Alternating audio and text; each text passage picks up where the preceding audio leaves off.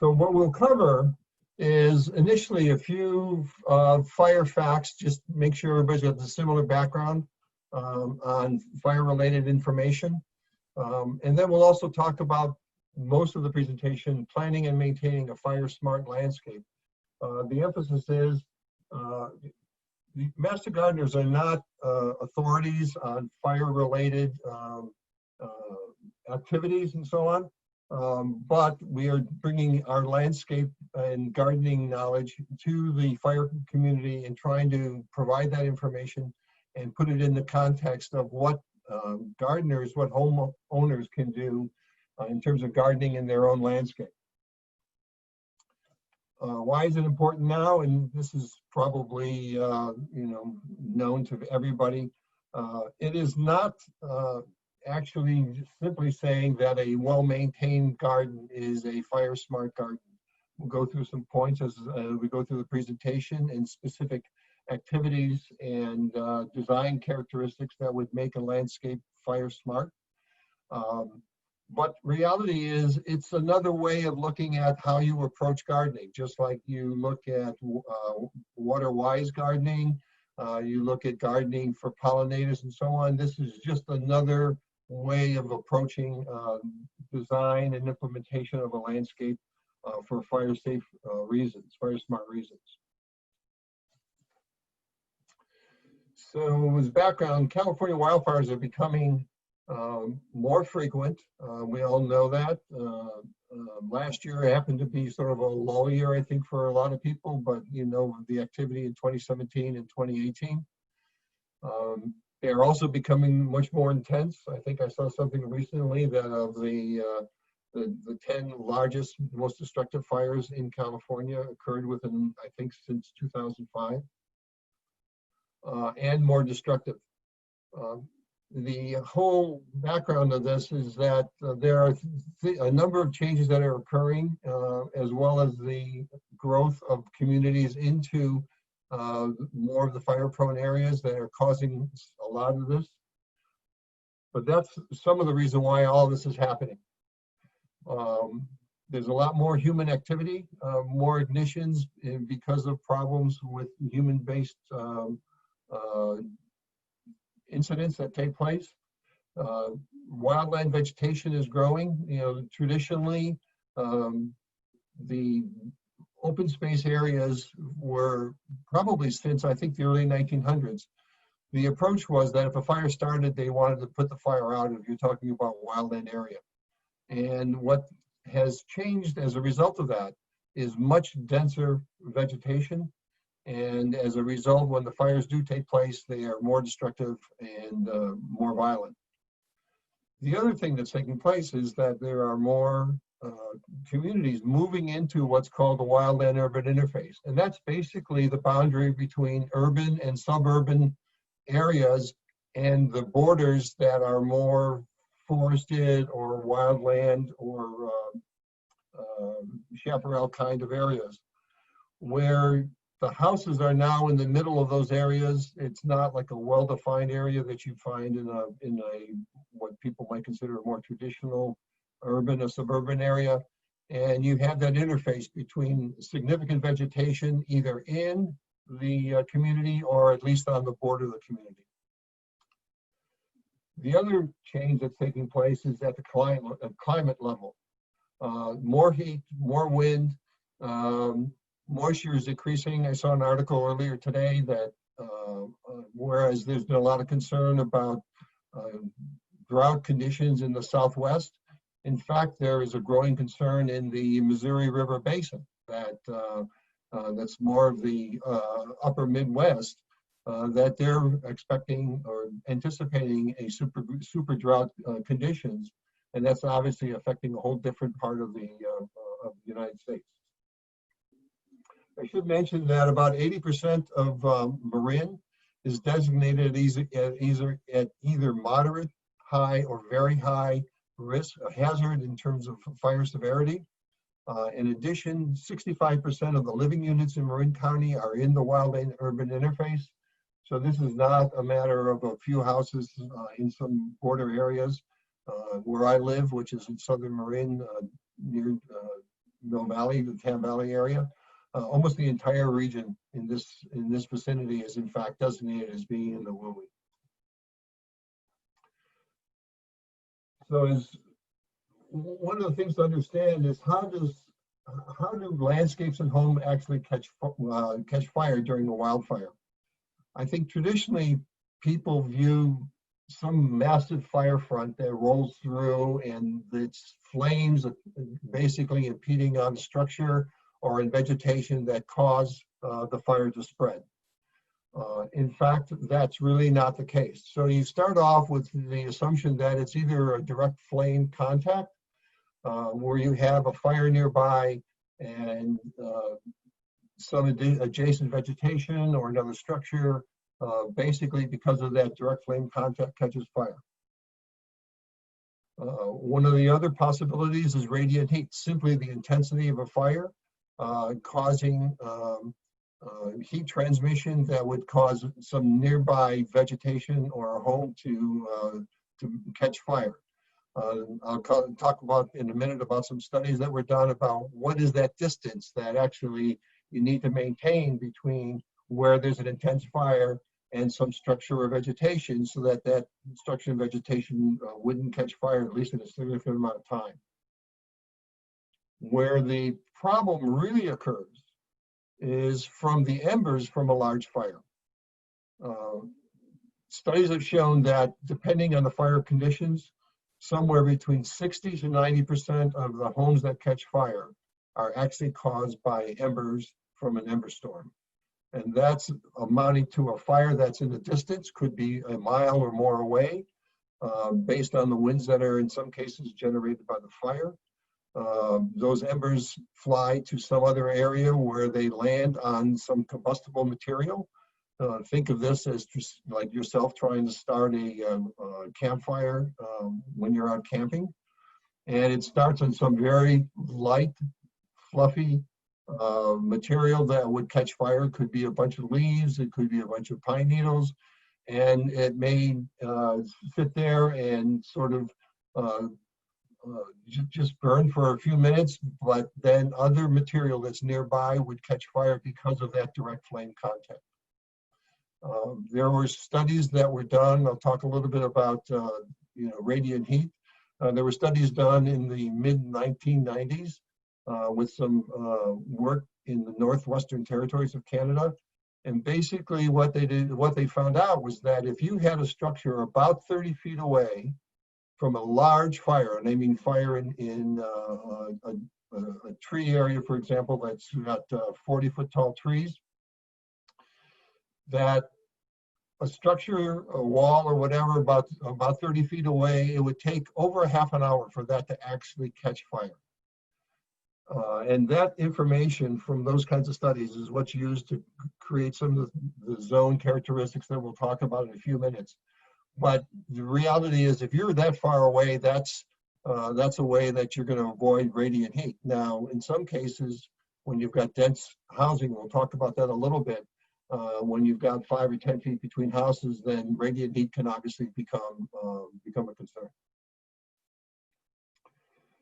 So what you end up with is a situation where embers could ignite one home, and depending on the proximity of the homes to each other, you can end up with home-to-home spread, which is the kind of conditions that were encountered in the Santa Rosa area, in the fires in 2017, and then also in Paradise in the fires of 2018.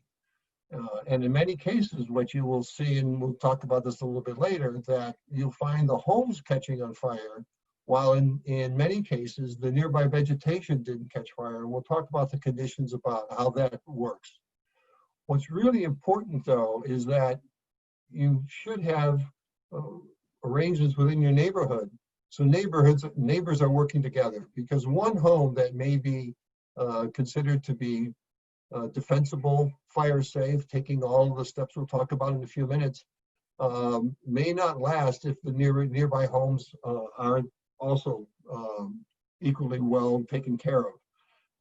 So the first step is going to be taking care of your own house and your property, but then moving on to the property and dealing with your neighbors and trying to get things done on the neighborhood level. So how does fire move? Besides embers landing on combustible surfaces, what's been noticed by the fire personnel is that flames can often be 2 to 3 times the height of that combustible surface. And that could be a house, but it also could be vegetation. And what that means is that if you have a 2-foot tall shrub, that flames could be 4 to 6 feet from the ground. And using that kind of information will help us determine the kinds of things we can do in designing our landscape. What that also says is that a 3-foot shrub, you have flames that are up to 6 to 9 feet high. And keeping those numbers in mind, you'll see why some of the recommendations are given about the spacing between plants, either horizontally or vertically. Now, keep these numbers in mind. You think of it, if the flame is simply, if there's no wind, the flame is simply going up, then that determines your vertical spacing. On the other hand, with a strong wind, especially in a significant wildfire, those flames would actually tend to go horizontal. And so that would also help determine some of the characteristics for horizontal spacing as well. One of the big concerns in terms of fire spread in a landscape is what's referred to as fire ladders. And that's simply the situation where you have a fire that starts at the ground level, could be in grass or whatever is shown here on the left. Oops, sorry about that. And then if you have some nearby shrubs that have branches low, where the flames from the grass would actually catch those low branches on the shrubs to catch on fire, that it could cause the entire bush to catch on fire. And again, if there are nearby trees that are close enough where the lower limbs are close to the tops of the bushes, then in fact that tree catches on fire, and then you have the entire tree going up in flames in a very dry conditions. And in that case, what you end up with is a crown fire, which can be very disastrous, and with the addition of wind can create the situations where embers start flying significant distances. Well, how does fire move on a slope? One of the characteristics that people often talk about in the fire community is that fire is the only thing in nature that moves faster up slope. So what you end up with on the left here is a condition where the flames are further down the slope. You have large trees that have caught on fire. The canopies are touching, so you get flames jumping from tree to tree. Given the strong winds and the movement of embers from those trees, you have flames or the embers moving farther up the slope. In fact, those lower level, the flames at the lower level are actually preheating the material, the combustible material further up slope, which can cause it to catch fire even more quickly. And then if you have, from a fire's point of view, the right conditions around the structure, then aspects of the structure would actually cause it to combust. And that could be things like having a wood shake roof, wood siding. You could have debris, especially along the perimeter of the structure, and that debris catches on fire and catches the side of the house on fire or the structure on fire. If there are steps taken to minimize the movement of the flames, and again, on this right-hand side, what you have is spacing between the trees. So it's less likely that you will get both a fire jumping from tree to tree, but also that fire being larger, given the density of the vegetation. Similarly, at the brush level, if there's spacing further up the slope as you get closer to the house, same kind of conditions occur where the fire's going to have less of a chance of moving uphill from among the different shrubs.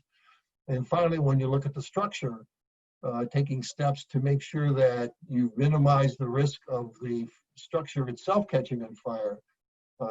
Things like stucco siding, the appropriate Class A roof on the structure.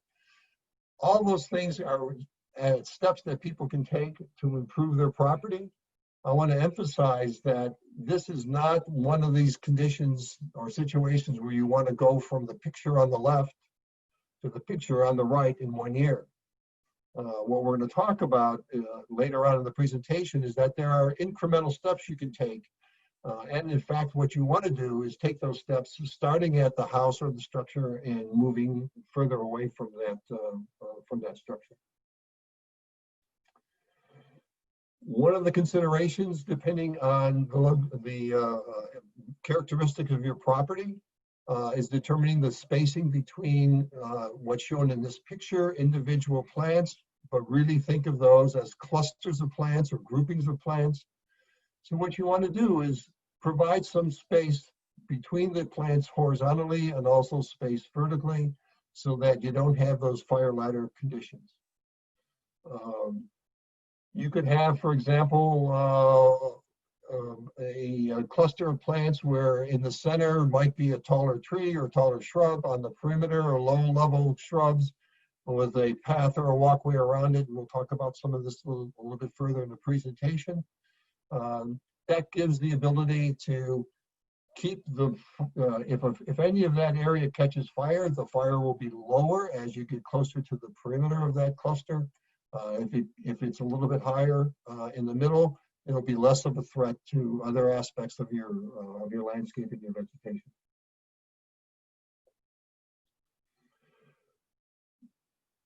So sort of the final point about just, from a fire background is fire really takes three components. You need oxygen to have the fire start and get going. You obviously need heat. And finally, you need fuel.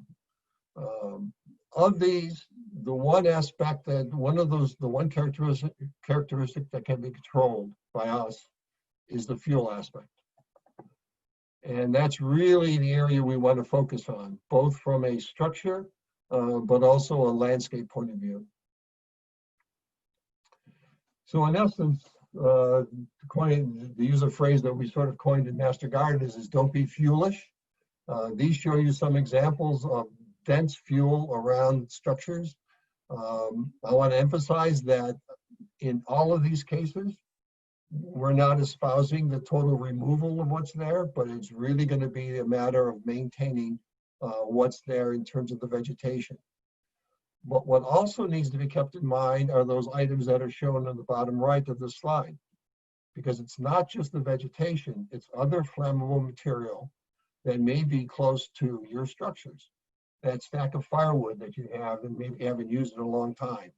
The broom or the jute mat that's near your front door or your back door. Those are items that actually, if you look at it from a fire point of view, pose a risk to your house. I won't say that you should remove those on a regular basis, but under the right conditions, for example, red flag conditions, where there's a potential fire threat, it may be wise to make sure that those kind of items are cleared and moved away from the house. And again, we'll talk about some of this a little bit more. So we'll talk a little bit about what's involved in planning for a fire-wise or fire-smart landscape. This is an example of what a landscape could look like, where you have lower vegetation. You've got essentially pathways which act as breaks in between different sections. And we'll see some more examples as we go through the rest of the presentation. What's important, as I mentioned earlier, is starting at the house and working out. Even though this is a presentation oriented towards landscapes, but the reality is there are a lot of things from a structure point of view that should be considered. You look at what I'll call the outside components of the house, the roof, rain gutters, vents, basically keeping all of that, all of those aspects of the structure clean. And I'm not going to go into a lot of information in that in terms of options that you should consider.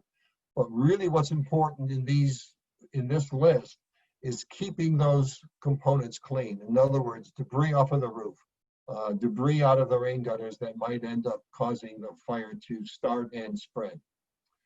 But then you continue around the house to some of the things that may be attached, patios and decks, and material that may be on any of those structures.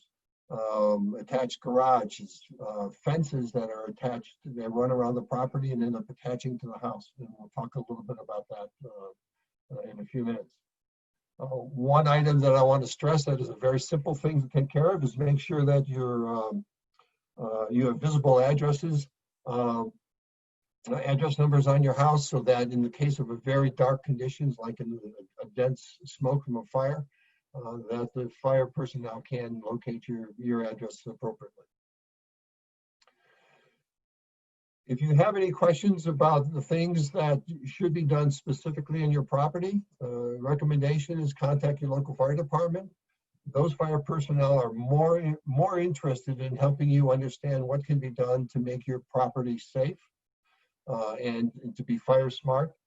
But then you can also talk to them about making sure you understand your evacuation route and what are the appropriate steps in case there is evacuation notices. And again, that material, that information is going to be more appropriate covered either through FIREsafe Marin or through your local fire department.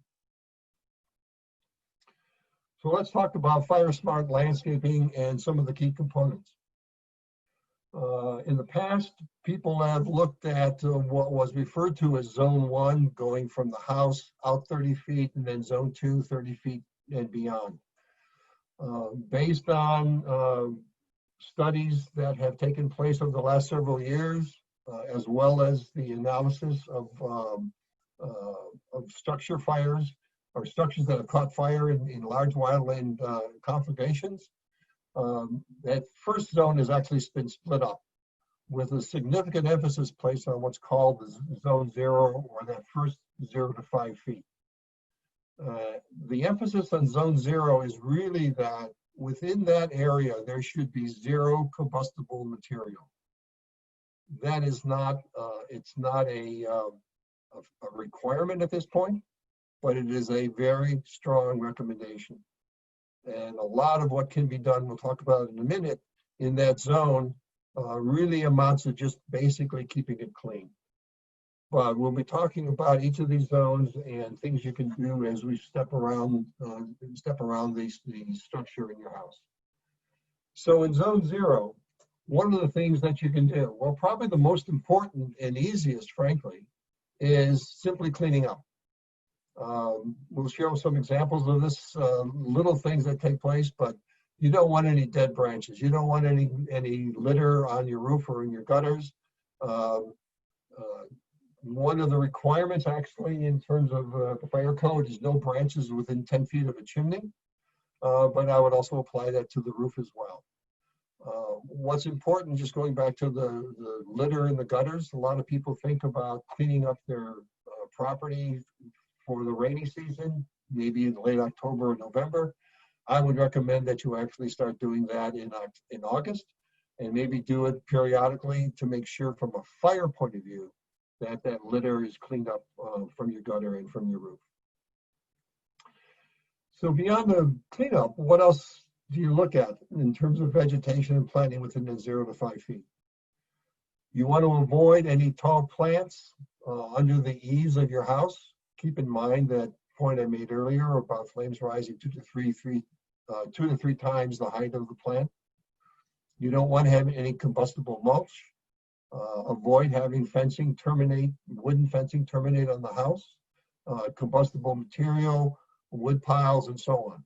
Basically, nothing combustible within that Zone 0, that's 0 to 5 feet. That's really the objective of what people should be striving for. Keeping in mind that you can do this incrementally and start with the easier, simple things like the cleanup steps from the beginning. We'll walk through a couple pictures and I'll just show some examples. Again, I'll just emphasize that these are things I would significantly immediately change, but points to keep in mind. Here's an area, a photo that looks pretty good, pretty clean in terms of people might consider it fire safe. Looking at it from a fire point of view, things to consider. One that looks like a Japanese maple. If that's about the size the tree is going to get, that may be appropriate where it is. On the other hand, if that tree is going to grow to 10, 12, or 15 feet tall, you're going to start reaching the overhang, and that could be a problem. This, what appears to maybe be a vine on the right-hand side. Again, it's a question of if that's kept clean. The ideal would be that plant not be adjacent to the house, especially considering the wooden siding. But if that plant is kept clean and well maintained, it's possible that could stay there. One of the concerns specifically about that location is its proximity to a window. If that plant did catch fire, there's a good chance that the glass would end up breaking, and that would be an intrusion point for embers and a fire into the house, which could be a significant concern. Another similar example, again, looks pretty clean. What you've got, depending on how close that lattice work is to the side of the house, you've got some plants growing along the side. May want to make sure those are well maintained. And again, you've got a plant growing up the side of the house. Maintenance is going to be especially important in both of those situations. So if we want to look at plant material within that 0 to 5 feet, what are some of the options that might be appropriate? Well, the first preference I want to emphasize is really trying to do non-flammable material. Stone pavers, decomposed granite, a path around the house. All those things would be the preferred method of dealing with things within what's in that 0 to 5 feet. Frankly, from a homeowner point of view, that also allows me to do a little bit of more maintenance close to the house without having to worry about vegetation nearby that I have to move out of the way. Excuse me. Barring that, if you want to have things that are a little, if you will, softer, succulents would be the next choice. Again, as long as they're well maintained, appropriately hydrated, you want to minimize the risk of them catching on fire. Excuse me. Finally, low-growing plants that are not woody and well vegetated. Herbaceous plants. Again, minimize the risk of something that's going to catch fire, especially if it's in the drier conditions. That would be the most ideal, well, I didn't say ideal conditions, but the kind of conditions that the more significant wildland fires take place. As long as you keep them well irrigated, hopefully they will survive and also minimize the risk to your house. So a couple examples, primarily succulents in proximity to structures that are both attractive, but also can be more fire smart. So why do we recommend this? People often say, well, you know, what's the big deal? I mean, you know, I've got a house that's got Class A roof. I've got some kind of composite or stucco material on the siding of the house. Why should I be worried?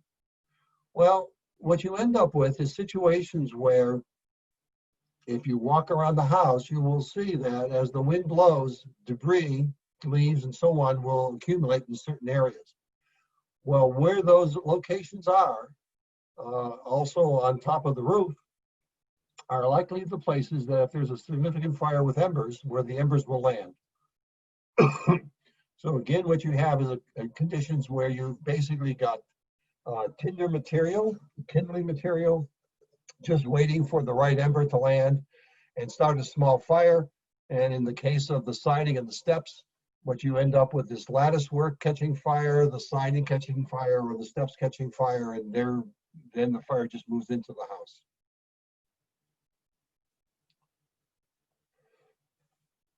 In the case of people who think that they've got the, you know, significant either Class A material on the roof or like a hardy plank kind of material on the side of the house, well, where does the problem come? Well, the problem comes basically at this bottom area. I don't know if you can see where the cursor is, but if you had dry material built up down here, what you end up with is this little gap between the siding and the substructure, which if a flame started down here at the bottom, could end up getting behind the fire-resistant material on the siding and catch the substructure on fire, in which case you have the fire taking hold from the inside out.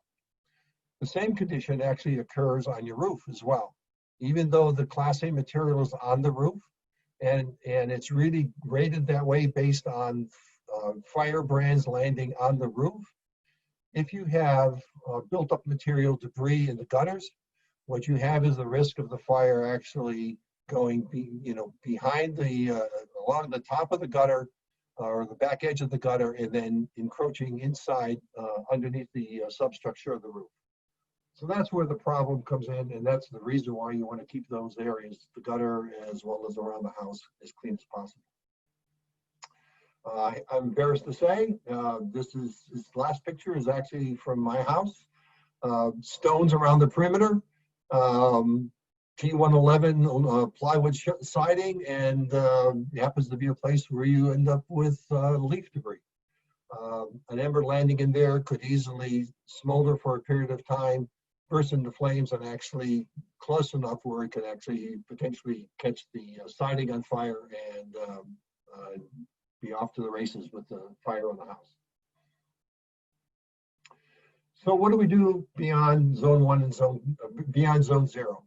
So that's the 5 feet and beyond. From a landscape point of view, basically the approaches you want to take is the closer to your house, the more well irrigated plants you should have, and they should be lower in terms of their height. As you move away, you can get into larger shrubs and trees. And when you get out to about 30 feet, you could look at the use of wood mulch and very large trees. Now, it's not to say that if you're in, for example, Mill Valley, where you've got large redwoods, that we're espousing taking out the large trees. And in fact, that's not the case at all. What you really want to do is maintain those trees in such a way that any chance of any of the lower branches catching on fire aren't going to cause the house to catch on fire. You want to look at using hardscape in some way as fuel breaks between plantings or plant groupings. And again, it's not individual plants. One of the references I often use is that if you look at a vegetable garden, people often talk about having being close enough to reach inside and basically pick up your harvest from the vegetable garden. Well, I would say use the same approach when you're looking at plant clusters or groupings within a ornamental garden, that you're able to maintain that cluster of plants. And assure that the vertical and horizontal spacing between the groupings of plants are maintained in such a way so that the fire starting in one area doesn't move vertically or horizontally into another one. And then finally, look at working with your neighbors so that as a community, you're doing all the same things so that your defensible space overlaps their defensible space, and you actually have a neighborhood that ends up becoming fire smart. A couple of quick slides I'm going to go through quickly. Just some examples: well-spaced planting. A good example of 0 to 5 feet. Lower plants close to the structure. Just a good example of a fire smart landscape. Another case where you've got steps, dry stream bed, planting spacings between the plantings, able to maintain them properly, the right kind of plants, lower plants in general closer to the house. Other than these apparently like fortnight lilies up against the house, which might be a smart thing to plan on moving. Another example, and again, these would probably apply more to like a northern Marin community in the flats where you've got drier conditions. I'll have to admit that we don't have any good examples from a Master Gardener point of view of areas like in Mill Valley. Although we are trying to get some more examples of photos that would be usable in this presentation that show areas like with oak woodlands as well as redwoods. Um,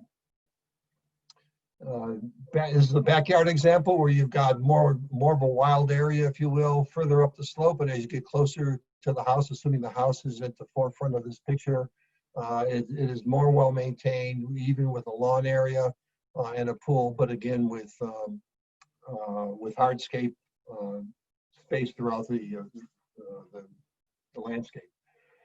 I've included these. There's two pictures I've got here, which are first one is actually the Mill Valley Library. Just to show an example of redwood that's well maintained, another tree, I'm not sure of the variety or species. But there would be nothing wrong with leaving the trees the way they are. Vertically, there's no lower limbs. Any problems that may occur at the ground level aren't going to necessarily move up into the tree. This is the elementary school near the library, same kind of conditions, well-maintained trees, very open, not so much of a threat in case of a wildfire. So which plant should you use? The emphasis from a master gardener point of view is that placement and maintenance are more important than any particular species. There really haven't been any scientifically supported studies to determine whether plant A is more flammable than plant B by species. Bottom line is, under certain conditions, all plants will burn. And so does that mean we don't want any plants? Well, the reality is no. It doesn't mean that all plants are bad. What that really means is that we have to take care of the appropriate placement and maintenance of the plants in our landscape. Well, what are the considerations to think about when choosing plants? Well, beyond fire safe or fire smart factors, also look at other things that are not that are complementary and not necessarily in competition with being fire smart. You've got ecological reasons from a hold on a second. We've got ecological reasons in terms of pollinators and so on. It's home for all sorts of animals and birds. You want to make sure that your vegetation, the vegetation is taken care of. It's going to help reduce pollution, sequester carbon as well. Finally, from a water point of view, you want to avoid water runoff and erosion. And from a beneficial point of view, personally, it's also going to help reduce stress.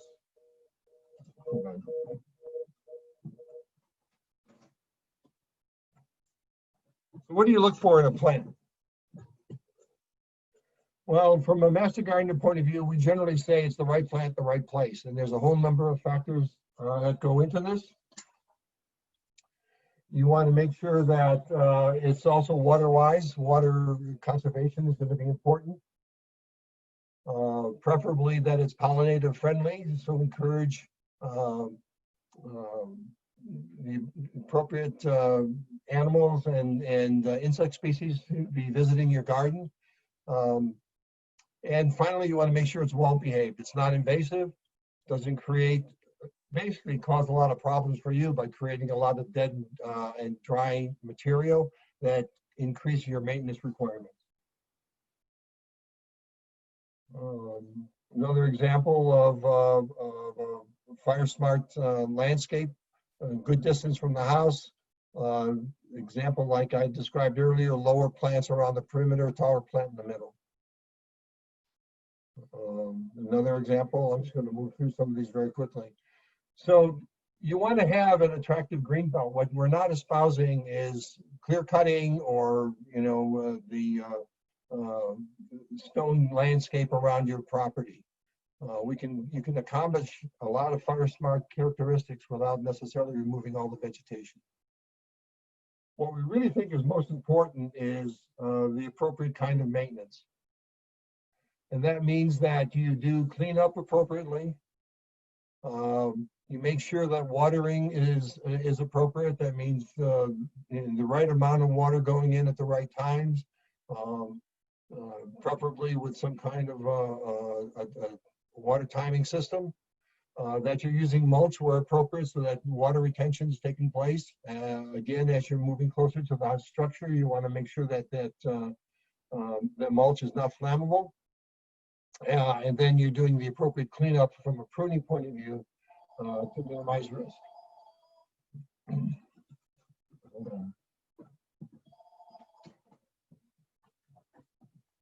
So what does it mean in terms of cleanup? Well, again, it's simple things: pulling weeds, raking leaves and needles, the kind of things I talked about before. One of the other items is making sure there's nothing under the deck where if that area catches fire, that the deck itself would end up catching fire. In terms of what you're doing, avoid mowing on hot or windy days.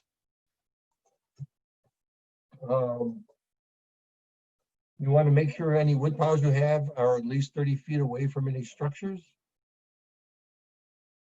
Any combustible materials, including your plastic garbage bins, are kept away from the house. Now, in some cases, that may not be possible on an ongoing basis. And again, it may be one of those things that you put on your to-do list in case of a red flag situation where there's a high fire threat, that you actually move those bins away from your structures. Generators, ideally at least 30 feet away from any structures. You will see sometimes a recommendation that propane tanks be 30 feet away. That recommendation is generally oriented to places where the propane tank is a larger tank and it's used as the gas source, if you will, for the house. Not the 5-gallon tank that's inside your or associated with your barbecue. Two examples one example of dense vegetation that just is prone to all sorts of problems in terms of fire. You've got branches down to shrubs in terms of a ladder, continuous vegetation, no separation between portions of the vegetation. Some of it's touching the house and touching the roof. On the lower right side, a lot of that material has been pruned away, opened up a little bit, and just a little bit easier to maintain all around the house. From a water point of view, especially maintain your irrigation system. A strong recommendation, obviously, is drip. In some cases, the appropriate rotators could be used for keeping your vegetation well hydrated. Strongly recommend also looking at some kind of a timer system if you can. For those in the Marin Water District, you can look at the watering schedules, which should be monitored on a regular basis. It changes. There's recommendations every week that they post, I think, on Friday, about the recommendation watering cycles, in your particular area, whether it's northern, central, or southern Marin. For mulch, ideally, for that 0 to 5 feet away from the house, it's non-combustible. You don't want anything in there that would end up catching fire. When you get farther away, composted wood chips, not fresh wood chips specifically. You want to avoid the fresh wood chips. Also, you can end up alternating in that particular area with gravel, rocks, decomposed granite, and stone. As you get further away from the house or your structures, then you can use larger wood chips with the idea that if for some reason, if they do catch fire, which if they're larger chips is going to be less likely, it's not going to cause a problem because they're farther away from the house.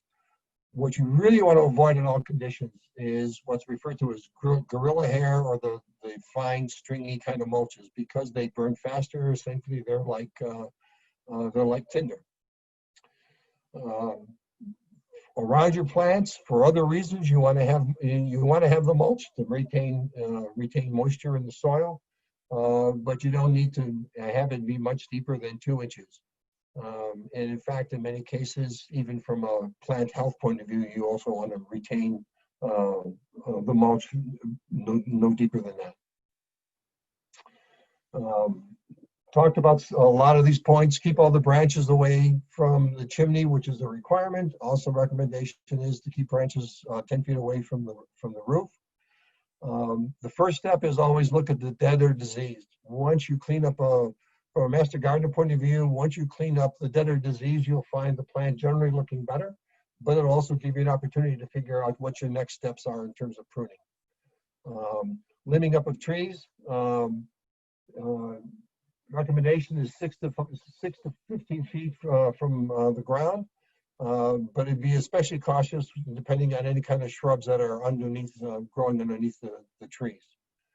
And do not top trees under any condition. You're either going to cause a problem with the health of the tree in the future, or depending on the type of tree, you'll get excessive branching. And you may have seen conditions like that, especially with eucalyptus. Just an example of here on the before image where you had a very dense growth around the tree. That was basically opened up. I believe this is a manzanita. In fact, from a visual point of view, it actually looks much cleaner and much healthier than the left-hand picture. And here you got growth.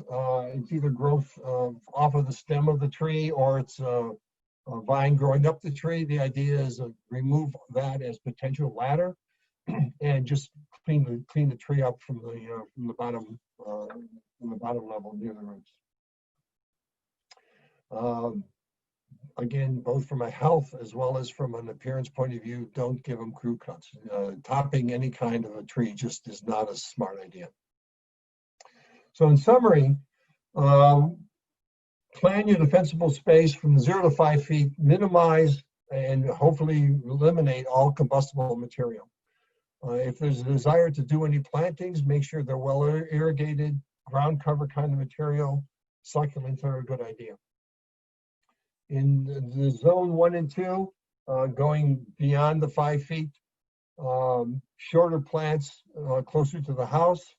When you go out 10 feet or even 30 feet and beyond, then you can look at taller plants. And but even in those cases, keep some separation horizontally between the plants. Strong recommendation is wood mulch from 30 feet from the house on out. I would be cautious about doing that, using wood mulch closer to the house. But again, it's one of those things that's a risk decision on your part. Preference is some kind of hardscape in terms of acting as a fuel break between plantings. That allows you to work around the plants and maintain all those different areas, as well as providing a break in case there is a fire. We talked about the vertical and the horizontal spacing. Is just keep those aspects in mind as you're looking at your property. Again, just to emphasize, community defensible space is going to really yield the most benefits to everybody. So, in maintaining your defensible space, don't be foolish. You look at things around the property as if they're potential fuel for a fire. Maintain your irrigation system appropriately. Talked about this from a mulch point of view. No gorilla hair. Don't put in excessive mulch. In some cases, especially when you look around trees, and you really don't even want mulch near the trunk of the tree. And do the appropriate pruning first to keep the diseased and dead branches out, and then provide the appropriate vertical spacing. If you need to gather any more information, you can contact Marin Master Gardeners. That's the website that's listed. I'll come back to that in a minute. You can call the help desk. At this point, frankly, I forgot to check on whether they're taking any calls at the help desk. There's nobody going in for sure, but I don't know if they're gathering information to respond via phone. But you can always send an email to helpdesk@marinmg.org.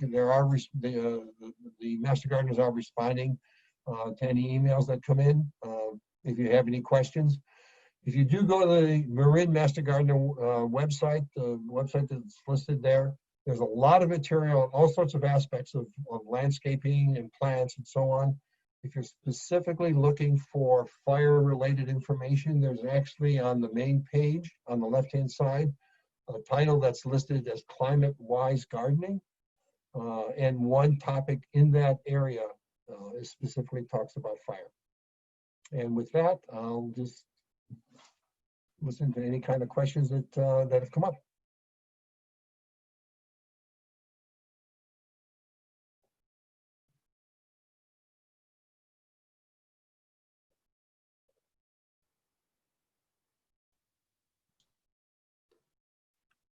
All right, Jim, we've been answering questions as they came up. Ellen Carpe Brody, a dear friend of mine. Hi, Ellen. Asked, what can we do about an absentee neighbor or owner of an undeveloped lot adjacent to a property who isn't maintaining the property in a fire-safe way? Having trouble contacting the county and the fire department, nothing happened. I'll tell you, enforcement of the fire code on undeveloped parcels is difficult. The code does not apply typically to undeveloped parcels. It's only the defensible space is only required around structures, existing structures on your own property. I know that the property you're talking about, and I think we ought to talk about that offline. What you really ought to focus on is your own property, and you know, a lot of times this is hard to hear. You've got to focus on everything Jim just talked about. Create the best defensible space you can for your own structure. You're looking to protect your property, and about 90% of what you're going to do is going to happen in the first 30 feet from the walls of your house. Hey, Todd, I want to add a comment. There's actually near where I live, uphill is a street with a lot of developed property. Down below is a large, like a 3-acre parcel. That's almost basically not developable. The people on the developed parcels got together, found out the name of the owner, and basically said, let's do some kind of sharing thing. And together, both the property owner of the undeveloped parcel, as well as those adjacent property owners, got together, hired a crew, and cleaned up that perimeter, if you will, between the developed and the undeveloped parcels. So it got to be a cooperative thing, and everybody went away happy. Yeah. Did you answer that earlier question about the attached wooden deck? Yeah, so we had a question from Joanne. She asked, could we address the issue of existing wood decks that are in Zone 0? How to address them? I'll say that that's a whole topic unto itself. You know, tonight we're focusing on landscaping plants. Jim talked about some of the things that you might store, or the plant materials that might build up in Zone 0 right up against the house or on your decks. FIREsafe Marin is producing a video right now in conjunction with one of the guests who's here tonight, Dr. Steve Quarles, who's on our board of directors. And I don't think there's a better expert in the world to talk about decks. Since you asked the question, and it's an important one, I promoted Steve to a panelist and would love for you to talk about it if you can, Steve. So I just want to make sure I heard the question right. It's a attached wood deck and like a redwood deck? Just a broad sense, what can we do about existing wood decks that are attached to the house? So with attached wood decks, it's really important to maintain that non-combustible zone underneath the deck. You want to do everything you can to stop flames from reaching the deck from the underside. Redwood decks are pretty vulnerable to ember ignition. So one mitigation strategy, or one thing that a homeowner could think about doing, would be to remove the deck board right next to the house and replace it with a metal deck board or a metal grate. And that way, that would be like a fire break that would interrupt the fire from moving from the deck to the home. There are some other things, such as keeping, if you look at the between deck board gaps, particularly where there's a joist underneath it, just make sure you keep that gap free of debris. So you want to clean that area too. Things that would make it harder for embers to ignite. And ignition from embers will occur in the between deck board gap. above the joist. So if you keep that area clean, it would reduce that chance for that to happen. I'd just add, we're really excited to be publishing a series of short videos at FIREsafe Marin. The first video that was published just last week was on fire smart landscaping, the topic of tonight's discussion. It's a 6-minute high-level overview of what Jim went into tonight, but it's focused and there's a lot of good information in it. Just this afternoon, we published the second video, which is on dealing with the things that you might store or find in that 5-foot zone 0 video we'll publish. We just saw the final script, I think, today. Steve will be talking about how what you can do to protect decks in a little greater detail than he can answer right here. So we've got a lot of information. We also have a web page devoted to decks. It's mostly Steve's research on that. It's at firesafemarin.org in the home hardening section under decks. So I encourage you to look there for some more information. Thanks, Todd. Jim, there's a question there. Looks like it may be for you. It's from Stacy King on Waterview Drive in Mill Valley. Wants to know about GGNRA being able to help with cuttings across the street from it's open land and it's overgrown. So I'm familiar with that area. In fact, I think there was a project about 3 years ago where the neighbors had gotten together and pooled their funds to clean that up. The suggestion I would make right now, well, with any of the open space, is to end up contacting the appropriate people in open space. And Stacy, you can try to get a hold of me. I know some of those people, and I actually don't live too far away from where you do. And we can try to find some way to have some work done there. The challenge specifically with National Park Service, GGNRA, is funding.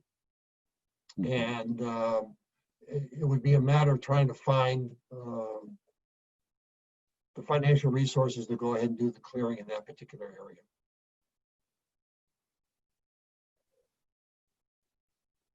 Thankfully, Jim is one of the most prolific grant writers in Marin County and recently secured a $750,000 grant for work that'll be occurring in and around the GGNRA in that neighborhood. It'll be a while before that one gets kicked off, but yes. A lot of work is coming to that neighborhood. Any other questions? If you can either raise your hand. Well, I see Nadine. I'm going to allow Nadine's got her hand up. I've just hi. I just wanted to say that the person who asked the question about decks, in the last webinar you talked about decks screening. Maybe you should tell a little bit about that. Yeah, Steve, you want to talk about screening on the underside of decks? Sure. So there's a couple of ways you can think about enclosing the deck. One is vertically around the perimeter. The other is horizontally by attaching something to the underside of the deck. So I don't recommend the latter one. So if you're going to enclose, enclosure with eighth of an inch mesh screen, for example, around the perimeter is the way to go. It minimizes ember entry. It won't do anything for flame, but if you enclose with a solid material, both either horizontally or vertically, and it's a deck board kind of a deck, you end up likely with moisture related problems like rot, insects, corrosion, and other degradation issues like corrosion of fasteners. You need to be worried about that because I know it rains in Marin. So you will get a lot of moisture underneath the deck and you won't necessarily be able to get the moisture out. So don't horizontally enclose by attaching a panel to the bottom side of the joist, for example. If you're going to enclose, then use this mesh screen. Using the mesh screen makes sense, particularly if you have a deck low to the ground, because it's hard to get under there and remove debris, and the screening will help minimize the debris that gets under there in the first place, and it will then minimize at least the size of the ember that can move underneath. So that's sort of in a nutshell the story about enclosing a deck. And in the upcoming deck video, I talk more about enclosure and some of the things that can go wrong, and some of the ways to do it if you're going to do it, to do it more appropriately.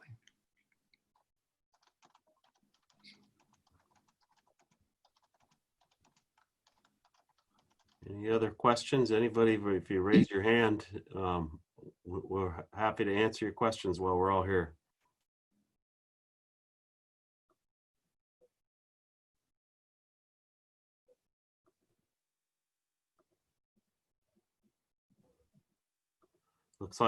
Looks like that's about it. Thank you, Jim. Really appreciate you doing this. The relationship with the Marin Master Gardeners and the UC Extension goes back a long way, right to the beginning of FIREsafe Marin. We're really excited about this Fire Smart Landscaping Practices seminar that they'll be putting on. When we were working on it just a few months ago, we thought we'd be doing these in person, live this year, but the whole world's changed. So thanks for putting up with Zoom. Even though it does seem to have some good advantages. I'm going to call on Bridget, who's just raised her hand. You can unmute and go ahead and ask your question. Hi, I don't know if this is, I should have picked up the subtlety of this, but I was curious. We do have a deck around our house, and there's trees that are quite close and high to that deck. The deck may be 5 feet from our house as far as the fencing of the deck goes and the tree limbs. So we have that 5 feet that you were talking about to the house itself. But the deck, should we consider that the structure starts at the fencing of the deck? Or should we consider when you're talked about the first 5 feet? I think you're going to consider that at the edge of the deck. That 5 feet is going to extend out from the edge of the deck if that deck is attached to your house. I'll let Steve. Right. That's why I wonder. It's kind of like a no-brainer. I should just know that. But yeah, no. Well, it's not always obvious, and I think it's great that you asked. But if that deck is attached to your house, that's where the 5 feet starts. And frankly, I think that goes for fences also when they attach to your house, and just about anything. If you've got a wood shed or a storage shed attached to your house, that you're moving out 5 feet from that part that's attached. And also, is there presently our deck has a kind of a plastic paint on it because it's actually a roof to a lower level. So it's kind of a plastic material, which is probably pretty flammable. Do you know of any fire-resistant, paintable, sealable deck covering?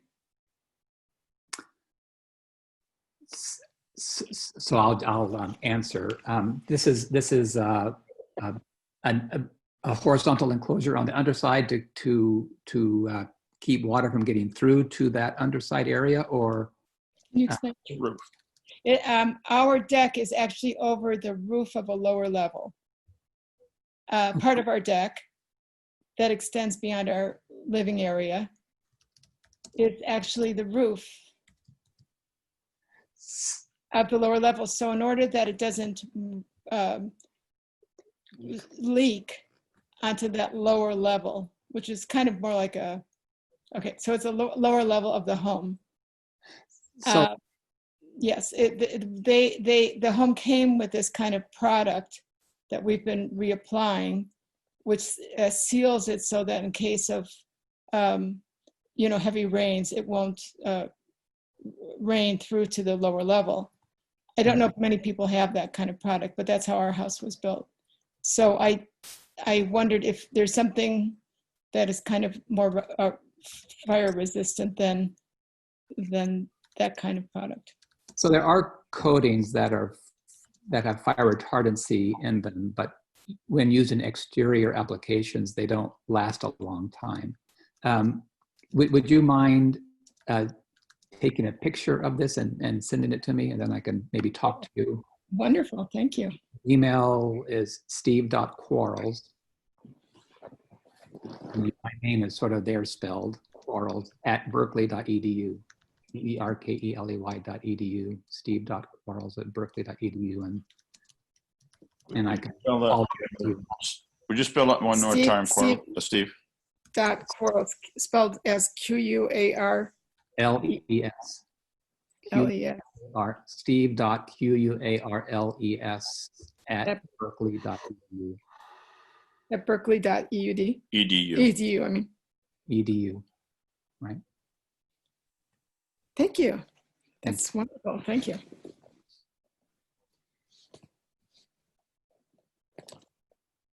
Any last questions? We've answered a handful in the Q&A, typing the answers. If you've got any last questions, ask them now. Otherwise, we'll be sending out announcements for the next webinar soon. I would expect that we'll start scheduling our next round of webinars sometime in the next 2 to 3 weeks. And you'll receive emails. Check our website for updates on the video series that we're releasing. Thanks everybody for being here. Really appreciate it. Thank you, Jim.